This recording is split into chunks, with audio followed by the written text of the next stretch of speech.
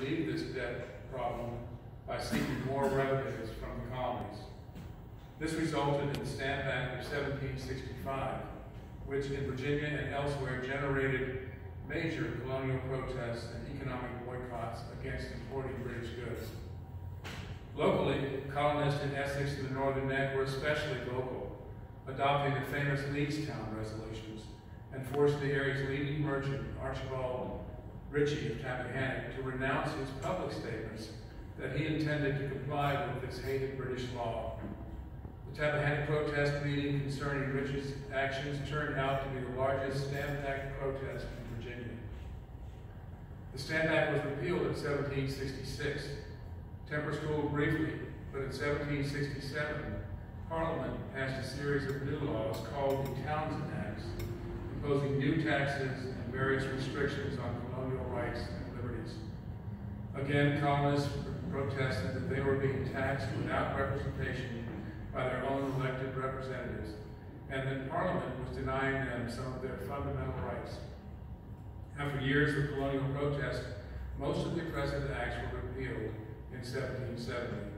For the next several years, tensions between the colonies and the British government lessened until Parliament struck again, passing the Tea Act of 1773. Massachusetts residents then took the lead in stirring the pot with the famous Boston Tea Party of December 6, 1773. About 50 Bostonian patriots dressed in the manner of Indian tossed 342 crates of tea owned by the British East India Company and valued at roughly 10,000 British pounds, a huge sum in those days, into the Boston harbor. Not surprisingly, this infuriated British political leaders. Parliament responded by passing a series of new laws known by the Americans as the Intolerable Acts that were intended to force the colonies into compliance with its mandates. The first and most infuriating to Americans was the Boston Port Act of March 30, 1774, which closed the port until reparations were made for the earlier Tea Party. After its passage, Virginia's House of Burgesses on May 24, 1774 passed, with the support of Essex representatives Edmondson and Rome, a resolution calling for a day of fasting, humiliation, and prayer on June 1st in support of Boston. The British colonial governor of Virginia, Lord Dunsmore, however, viewed this as an effort to deny and oppose the authority of Parliament, and accordingly dissolved the Virginia Assembly. The former members of Virginia's House of Burgesses then promptly reconvened in Williamsburg's Raleigh Tavern to determine how to respond. On May 27, 1774, 89 of the former Burgesses, including William Rowan and James Edmondson of Essex, signed a new association agreement urging Virginia to oppose British actions aimed at reducing the inhabitants of British America to slavery. Most then left for their home counties. However, on May 30, 1774, former Burgesses Speaker Peyton Randolph called together the 25 former Burgesses still remaining in Williamsburg after receiving copies of strong new resolutions regarding opposing British oppression by the Boston, Philadelphia, and Annapolis. This remaining group sent all the former Burgesses a letter summarizing their discussions and inviting their respective counties to send representatives to a statewide convention on August 1st in Williamsburg to determine how Virginia would respond to the continuing British oppressions.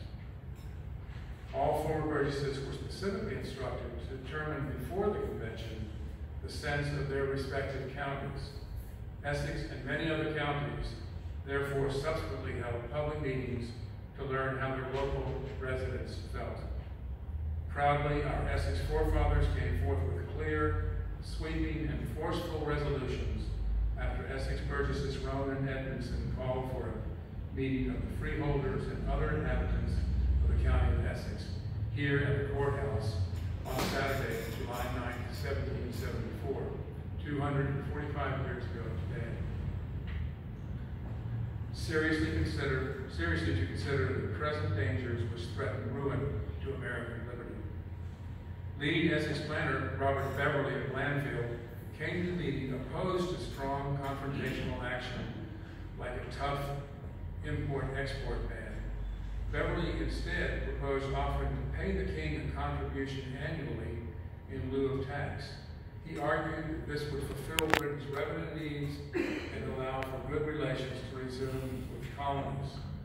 Beverly's approach, however, was out of touch with the broader Essex community's mood, which favored stronger, more confrontational actions, and accordingly it was rejected.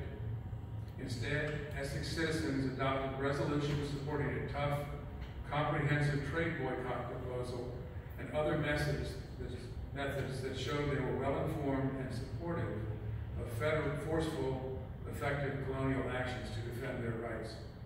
The wording of the Essex resolutions means no doubt that our ancestors were strongly committed, at the expense of our lives and fortunes, to the most forward political thinking held by leading patriots in Virginia and its sister colonies. There is no finer statement of Virginia colonists' belief in this pre-revolutionary period than the Essex Resolutions of July 9, 1774. And they read, at a meeting of the freeholders and other inhabitants of Essex County, Virginia, at the courthouse, therefore, on Saturday, 9th of July, 1774, seriously to consider the present dangers which threaten ruin to American liberty. Mr. John Upshaw being chosen as moderator, the following resolves were proposed and unanimously agreed to. I will now ask Lizzie Owens to begin the readings.